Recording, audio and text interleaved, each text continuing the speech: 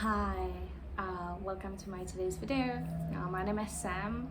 I work remotely and I talk a lot about the individual freedom, how we can broaden the opportunities we have in life intentionally, and also I promote how remote work can change the opportunities you have and how can it transform your life into a freer one. Okay, make sure to subscribe and follow me because I also organize some webinars, some live streams, and I write a lot, so hopefully I will publish a book soon.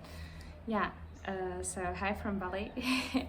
Today I wanted to cover the topic of socializing, my experience, and what I would recommend because I don't know whether it's the IT profession or whether it's a way of more like complex thinking. However, when it comes to socializing, I think that many people are missing the point in a way when it comes to all the topics. Mostly sadly, even the current, especially self-help industry is missing the point. So what I'm talking about when it comes to more complex way of thinking, it's about rethinking the root cause, or like getting to the root cause, understanding the causes of what is the effect. Because yeah, sometimes the problem is actually the solution. So we have to understand what is the solution for, and how to heal the real root problem, or how to resolve it. Okay, so when it comes to socializing, I'm already missing the point of people, like what's the real problem. However, let me address the fear of going abroad and not having anyone to socialize with. I myself moved away from my country to another country where I didn't know anyone, so I really didn't have a clue how to socialize over there. I don't know local language and so on. I relocated to Georgia. Georgia is a beautiful country. People speak English and Russian as well, so in the end I didn't have much problem, but I was scared that, like not all the locals are willing to speak foreign language, and definitely not to will not integrate you that easily in all the countries. But Georgia, fortunately to me, is one of those countries where locals do not mind. They are very kind and welcoming, so I'm really grateful for this. However, it didn't happen just like this. So the problem about socializing is not really that you will move away and you will lose contact with your friends. You do not have to lose contact with your friends. You can just stay online connected. It's actually pretty sufficient, partly so that like even with the online communication you can feel connected to each other a lot if you do it if you just are connected. But at the same time, I would ask rather, do you really have a need to socialize 24/7? Or rather to distract yourself 24/7. So the problem often is that it's a fear that we will be left alone with ourselves, with our thoughts. And so what we are scared of, is it because we have some problems? Are we hiding something from ourselves? Because from the psychological perspective, this is exactly why people are trying to get distracted themselves. I call this a reality runaway. So if it's not friends, it's party, it's drinking, it's social media addiction, and it's an addiction. Yeah, it can be anything else, like any other addiction. It can be workaholism. So it's rather the reality runaway, that you are actually running away from yourself. But you're not, and maybe some people are resolving it through just constantly being with someone else. So you can constantly call to your friends, you can be in touch with other people, you can be dependent on communicating with others because you actually do not want to communicate with yourself. How you can analyze this? Well, get rid of your phone, at least for a day, and just be with yourself, like alone. What will you do? Yeah, maybe you will get bored, But actually getting bored is really freeing. No, don't play video games, don't smoke. I used to smoke, so I know that it's exactly a very useful thing, because you don't have to be with yourself. You can, every time you are scared so that you would get bored and you would have to talk to yourself or whatever, so you just go and smoke a cigarette, right? Yeah.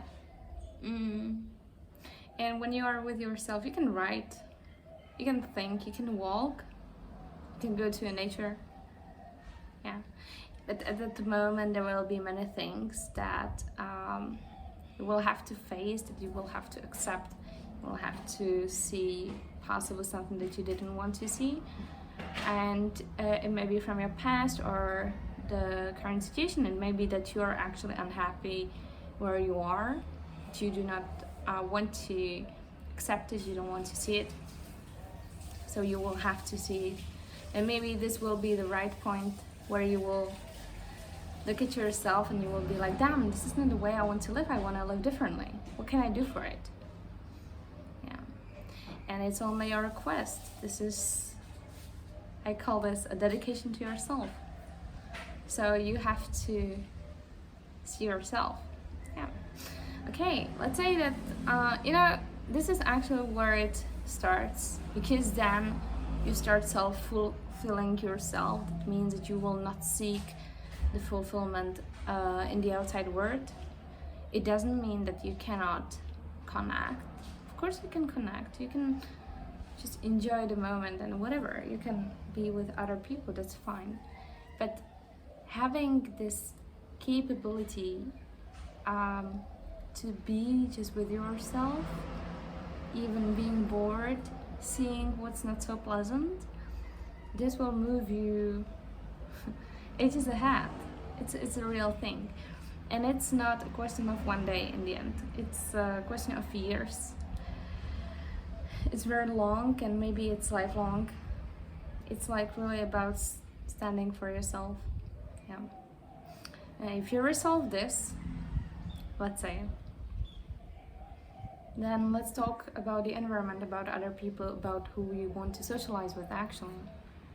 About socializing. So the thing is that most people are taking socializing as something very deterministic or passive. What does it mean? So that we were at high school or primary school, we found some friends, then we were at work and we met some other people and we made them to be our friends. And then we are like, okay, I want to, follow my dream life and I will move away. But there will be none of these friends. What will I do? So I can't do this. That's the thing. So that socializing other people are not deterministic. They are not something that you have to wait for to be given to you. It's not even the passive. The other side of the thing is not that you will go to random people on the street and start talking to them. It's not really much productive anyway, honestly, despite I met one friend of mine this way and I'm really happy that we're in touch, but I think it was really a question of luck rather, because we are like-minded. Anyway, this is not the other extreme. It doesn't mean that you have to come to the other person to talk to. It's rather about a principle. So let's say this passive approach to socializing. So what does it mean? It means that you start thinking about, again, self-fulfillment. So your hobbies, what you enjoy, what activities you enjoy, what places you might enjoy. So, and you think about where could you meet people who are like this? Why do I mention this? Because if you want to, we don't really stop and question ourselves with whom we want to socialize actually. So we socialize with people from our, let's say high school. There's nothing bad about them. You had something in common, which was the studies and the same subject. So possibly you have similar interests if you actually chose a high school that was of your interest and not of the interest of your parents. Yeah. But let's say primary school. So primary school is very general. It's usually being assigned to you per your place of living. So you have in common with other people who are going to the same school the place of living, that's it. And you also have in common with other people in the primary school a second thing, and it is that you have to be there. Yeah, that's all you have in common. And you may be lucky, so maybe you found some friends who also like, let's say, swimming, so you went swimming together, and then you were socializing and so on. And here at this point, maybe some other people will, some people might notice that this is very important, so that we would be capable of socializing with people who we don't like. Yeah, this is very good if you will continue the path, the general journey of most people. So you will then go to the office, where you will literally have what in common. Yeah, so again, you have to be there, you have to sit in the office, and second, you chose this job. So but people have different motivations to choose some job. Let's idealize it, and so let's say that people are actually enjoying the mission, the values of the company. So you might share similar values. This is already very good. Like sharing the same values with other people who are surrounded by, it's very important. But this is usually not the case. So you will meet in your office people who maybe they are there for position, for the status. Maybe some people are there for money, whatever. It's normal. Like people need money to make living. But this is the environment from which you are choosing people who you will surround yourself by, and this is who you are already surrounded by. But again, like this is a very deterministic approach. So you do not really have anything in common with those people. Can you do it different? Yeah. So you will think about, again, like you will just stop. You will think about what you enjoy, what are your values that you live by, and what you believe in, what are your hobbies and so on, and how you can practice it, what you can do about it. And then you will start thinking about where are people who are like you, who have the same values, who think the same way, and you start surrounding yourself with these people. And here comes the thing.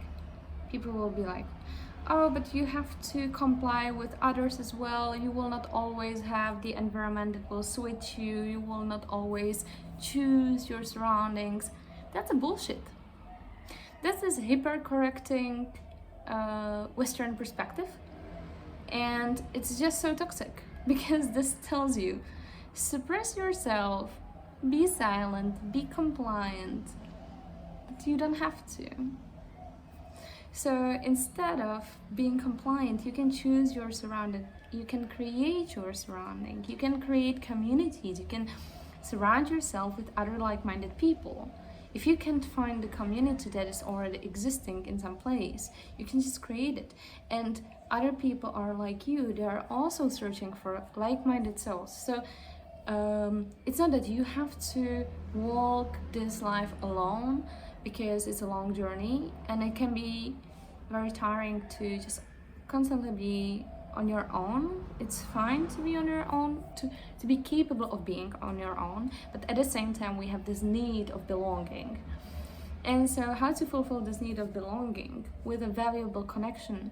So it's through creating or finding the community that is sharing the same values, that is sharing the same perspective. And it doesn't mean that you will, I know that in Europe or in this Western perspective, you have a very strong, let's say even fear or guilt you would feel if you would be like, oh, I will be just locked in my circle. That's totally fine. Be locked in your circle. Because sadly, by being outside your circle and by being, again, compliant and just accepting and listening to every second opinion, Jesus, this wastes your energy, and these people will not give you anything. People who are just different from you, how do they behave? So what do? They most likely will be invalidating your opinions. They will invalidate your hard work. They will invalidate what you achieved. They will be asking you, questioning you, like, oh, why do you need this and that? Why do you need to travel? Why do you need to see the world? Why do you need to express yourself? Whatever. Like, who will be listening to this? And just forget it and go your way and whatever. All these people are toxic. They should have no space in your life. But we are accepting them over there because we're like, oh yeah, we are friends from the childhood. You didn't have anything in common with them. Yes, you created memories and now you feel like you have something in common, but it has been created because you didn't see any other choice. Create yourself environment that is encouraging you to create, that is encouraging you to be yourself, that is accepting, not judgmental. But that is being saying, okay, maybe I do not agree with you, but it's fine because I enjoy being around you as a person, not based on your achievements, not based on what school did you study, what position you have. Of course, if you're aiming for the position and for being, like accepted or appreciated, because you cannot give it to yourself first, which is what I was mentioning already at the beginning, then you will only get these people around yourself. You will get people who will be appreciating yourself, who will be clapping that, oh, you're a good boy, you're a good girl, what did you achieve, yeah, you really are strong, I really, nice, good job. But this is not for your personality. These people are not accepting you. They are appreciating you for your achievements. But let's say something goes bad with you, what will happen? These people will go away first because they don't care. They are not around you because of who you are, what are your values you live by. They are around you because they want to have some benefit from you. They know that, okay, if I'll be, let's say, appreciating you, you will love me. That's a conditional relationship. And most likely it may be some, I don't know, ask your therapist, but it may be some lack of appreciation from your mother or something. Yeah, congratulations. Is this what you want? So do not seek your mother, We just constantly do it in our adulthood, that we keep repeating the same patterns as we had in childhood because we do not know anything else. That's exactly why I want to share that things could be done differently. We could live differently, we could live more freely. But it's a lot about the self-fulfillment. Yeah. Okay, one more thing maybe, and is the thought of interdependency. So the fact that you are finding something in your life, it doesn't mean that you have to be constantly dependent on them. There's a term of codependency, which is exactly like, it means that, okay, if you appreciate me, then I will love you, or I will be with you, or I will be around you. If you are successful, I will be around you. Or if you do this for me, I will be around. This is not what you want, but you want an interdependency, like asking for help. It's a normal thing. Asking for whatever, just willing to, let's say, share our emotions or share our worries, that's another normal thing. There's nothing bad about it. And so creating ourselves surroundings from other interdependent people who are just, who are here. And as I say, my friend is laughing at it, I call it emotional decentralization. And it is just not being codependent on just one person emotionally, but find yourself people that are available for your emotional expressions, like expressions of emotions, so that you're sad, when you're angry, whatever, you have someone to share it with. And at the same time, all this doesn't mean you can get to negative perspective, like total, like closed, avoidant one, and it's a total independence. I think I have been a huge promoter of being independent in the past, but actually now I understand that I was actually meaning the fulfillment, because there's a difference. Yeah, so you don't have to walk everything on your own. You don't have to prove, independency. You are showing everyone your power, which means that you actually do not want to be hurt because you're weak in the inside. But the more you're showing the power, the more you show how strong you are, the more it's actually usually the other side, and you may even fool yourself that wow, look how strong I am. But this is, again, you will seek for people who will appreciate your strength and who will never, I don't know, like point out to your weaknesses. You will never accept your weaknesses. So again, you have to start from yourself, seeing also these weaker sides. It's fine, we all have some, and accept them. Yeah, the problem about when you are too independent, so then you are incapable, you may feel scared or guilty for asking someone for help, asking someone for anything. Actually, you don't have to. It's normal to. We are human beings, and someone does something, and it's not about condition. It's rather just like really a friendship thing. It's kindness. So it's a very human thing, and at the same time, people can tell you that they can do something. It's okay. They can't. And once they will be available, they can do it. Yeah, or maybe someone else. Yeah. So there's a huge question of the balance in this. And yeah, I think that's it actually. So, and yeah, how to socialize, just do your things, live your life, and it will just happen. That's the answer. You don't have to be afraid of socializing abroad. Take care.